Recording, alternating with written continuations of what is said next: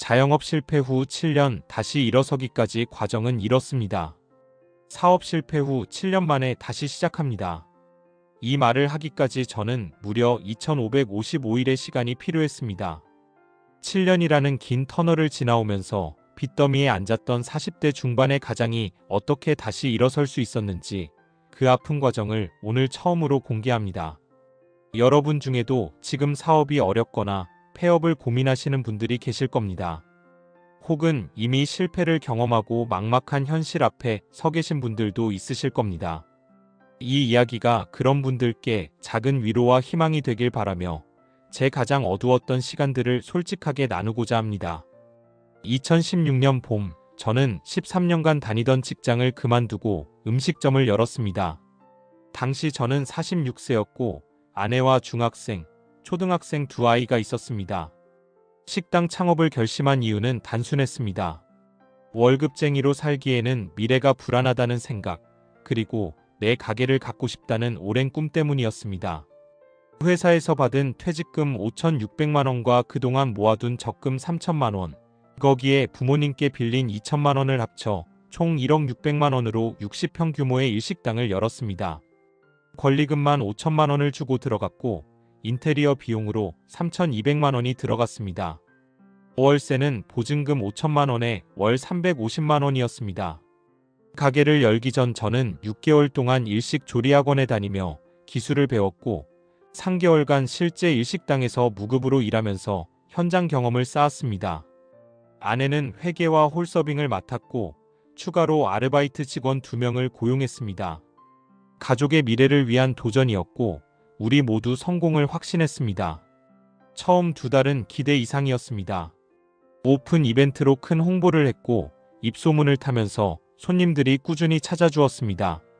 1일 매출이 150만 원까지 올라갔고 월 매출 3,500만 원을 기록했습니다. 비용을 제하고도 월 800만 원 정도의 순이익이 남았습니다. 이 정도면 충분히 성공할 수 있다는 자신감이 생겼습니다. 하지만 오픈 3개월 차부터 상황이 달라지기 시작했습니다. 주변 상권에 비슷한 컨셉의 일식당이 2곳이나 새로 문을 열었고 경쟁이 심화되었습니다.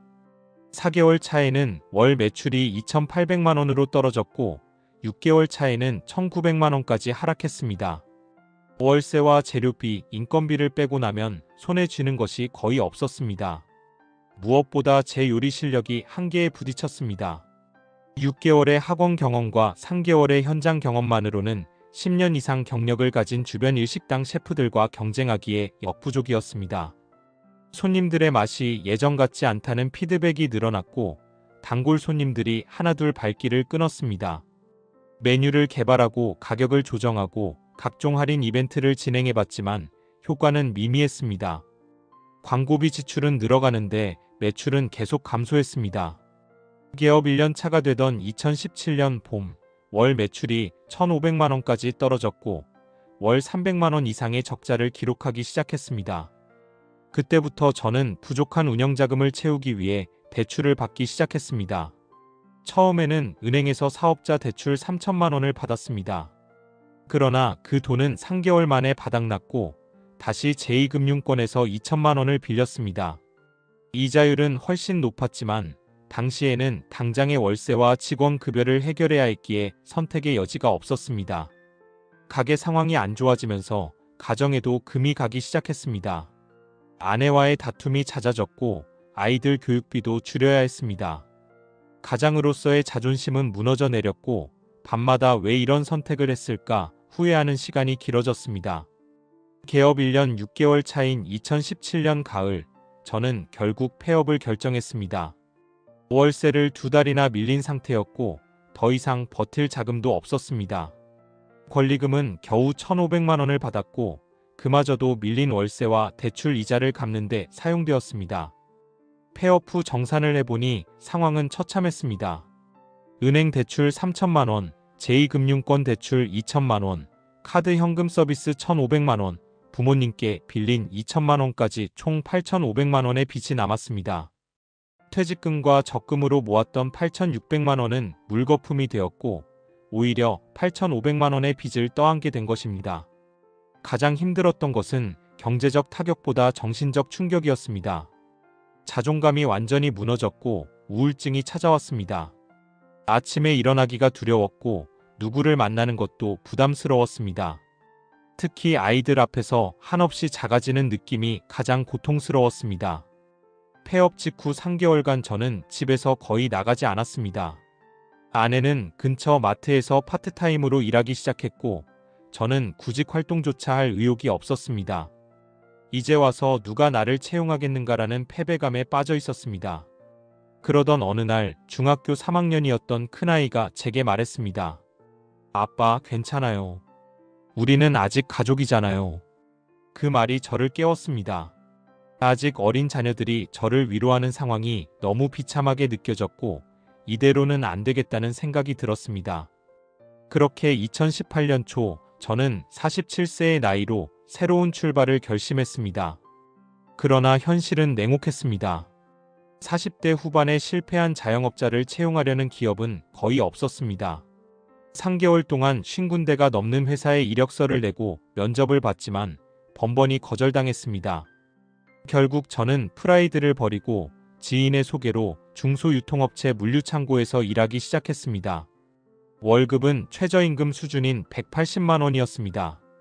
13년간 다니던 이전 직장에서 받던 급여의 3분의 1 수준이었지만 선택의 여지가 없었습니다. 물류창고에서의 일은 육체적으로 매우 힘들었습니다. 하루 10시간씩 무거운 물건을 나르고 재고를 정리하는 일이었습니다. 퇴근 후에는 온몸이 아파서 잠들기도 힘들었습니다. 하지만 그런 고된 일상 속에서도 저는 두 가지를 놓지 않았습니다. 첫째, 빚 갚기. 월급의 70%를 빚 상환에 사용했습니다. 5월 120만 원씩 꾸준히 갚아나갔고 최소한의 생활비로 버텼습니다. 둘째, 자기계발. 퇴근 후와 주말에는 무료 온라인 강의를 들으며 마케팅과 유통 관련 지식을 쌓았습니다. 비록 50이 가까워지는 나이였지만 다시 한번 기회가 온다면 준비된 사람이 되고 싶었습니다. 물류창고에서 1년 반을 일한 후 저는 같은 회사 영업부로 이동할 기회를 얻었습니다. 월급은 220만 원으로 올랐고 영업 성과에 따른 인센티브도 있었습니다. 영업일은 체력적으로는 덜 힘들었지만 정신적으로는 더 고된 측면이 있었습니다. 매일 거절당하는 경험을 감내해야 했고 영업 목표 달성에 대한 압박도 컸습니다. 그러나 이전의 실패 경험이 오히려 도움이 되었습니다. 자영업을 하며 겪었던 어려움과 깨달음이 영업활동에 통찰력을 주었고 특히 소상공인들의 고충을 이해하는 데 큰 도움이 되었습니다. 6개월 후부터는 영업 실적이 오르기 시작했고 월 인센티브를 포함해 300만 원 이상의 수입을 올릴 수 있었습니다. 2020년 코로나19가 터졌을 때 저는 역설적으로 기회를 얻었습니다. 근무하던 유통업체가 온라인 사업을 확장하면서 제가 그 부서를 맡게 된 것입니다. 자영업 실패 후 3년 만에 찾아온 기회였습니다. 온라인 유통은 저에게 생소한 분야였지만 밤낮으로 공부하며 새로운 도전에 임했습니다. 코로나19로 인한 비대면 소비 증가로 온라인 사업은 빠르게 성장했고 1년 후에는 제가 맡은 온라인 부서가 회사 전체 매출의 30%를 차지하게 되었습니다. 급여도 450만 원 수준으로 올랐고 회사 내에서의 입지도 단단해졌습니다. 경제적 상황이 나아지면서 빚도 더 빠르게 갚을 수 있었습니다. 2021년 말 저는 은행 대출과 제2금융권 대출을 모두 상환했습니다. 부모님께 빌린 돈은 아직 절반 정도 남아 있었지만 가장 부담되었던 고금리 대출을 청산한 것만으로도 큰 짐을 내려놓은 기분이었습니다. 가정도 서서히 안정을 찾아갔습니다. 큰아이는 대학에 진학했고 작은아이는 고등학교에 입학했습니다. 아내는 여전히 파트타임으로 일하고 있었지만 경제적 압박감이 줄어들면서 가족 관계도 회복되었습니다. 주말에는 함께 시간을 보내며 과거의 상처를 조금씩 치유해 나갔습니다. 2022년 초 저는 회사로부터 온라인 사업부 책임자로 승진하는 제안을 받았습니다.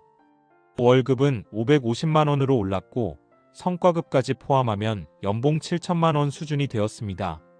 자영업 실패 전 마지막 직장에서 받던 급여보다 더 높은 수준으로 회복된 것입니다. 2023년 자영업 실패 후 7년이 지난 시점에서 저는 모든 빚을 청산했습니다.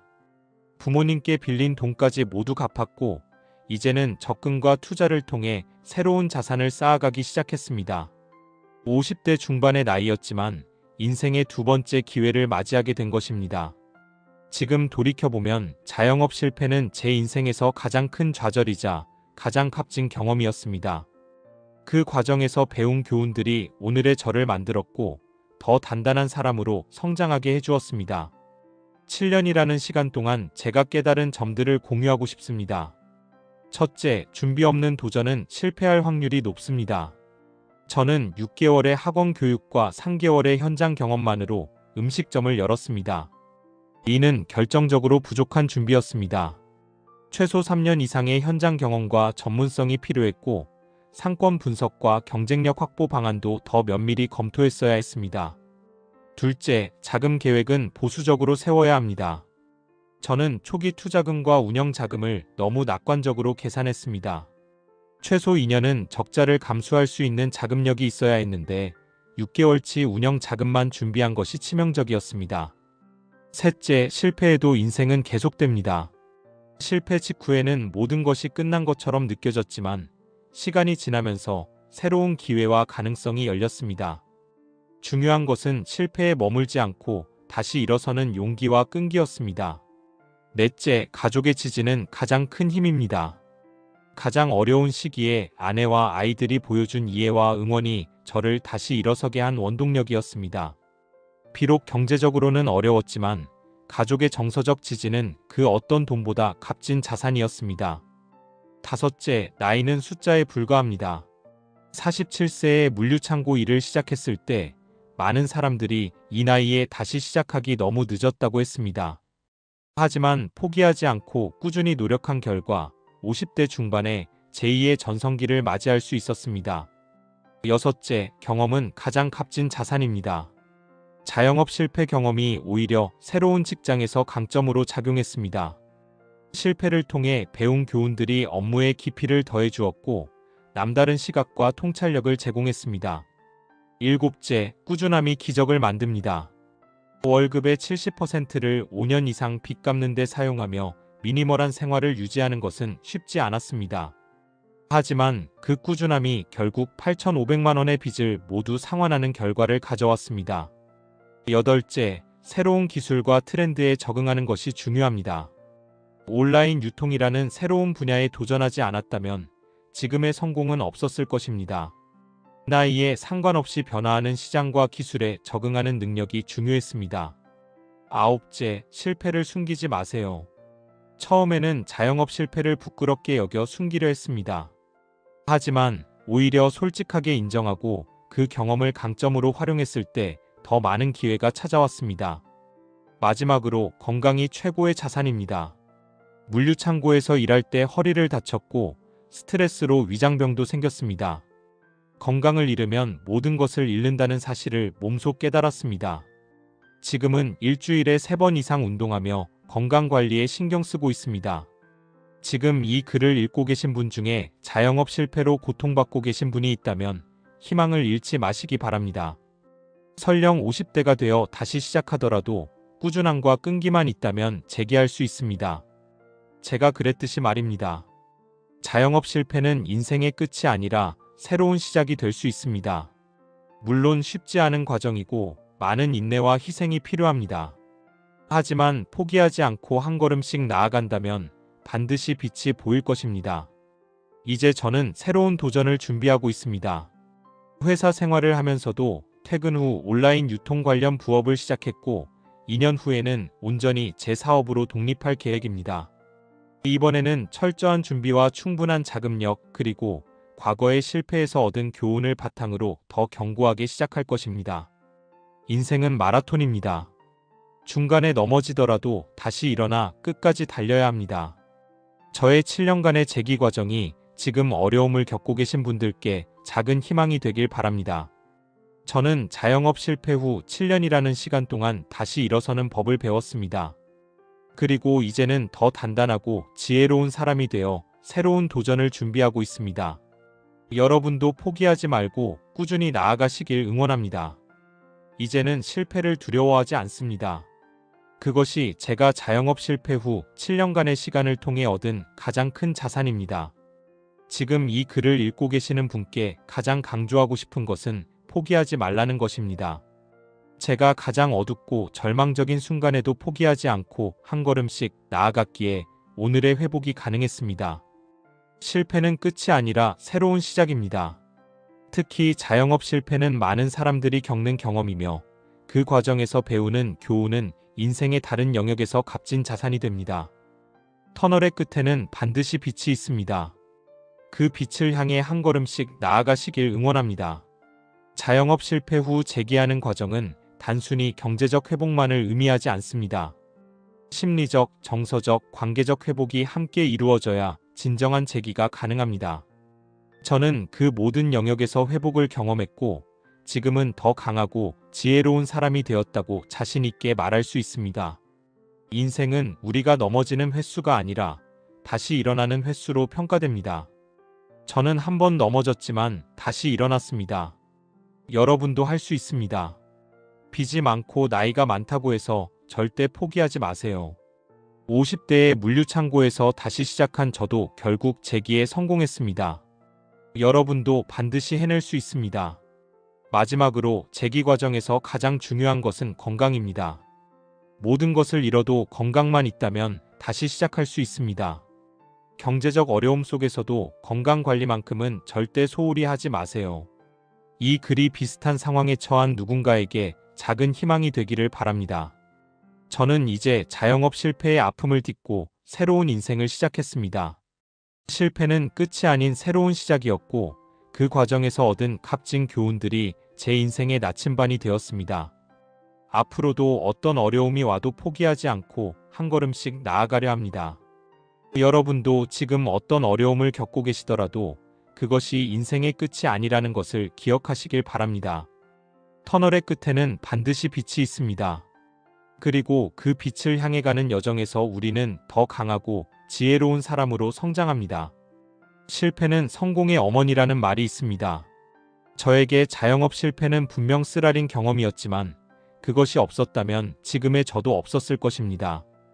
모든 경험에는 의미가 있고 그 의미를 찾아가는 과정이 바로 인생이 아닐까 생각합니다. 여러분의 인생 여정에도 항상 행복과 성공이 함께하길 진심으로 기원합니다. 감사합니다.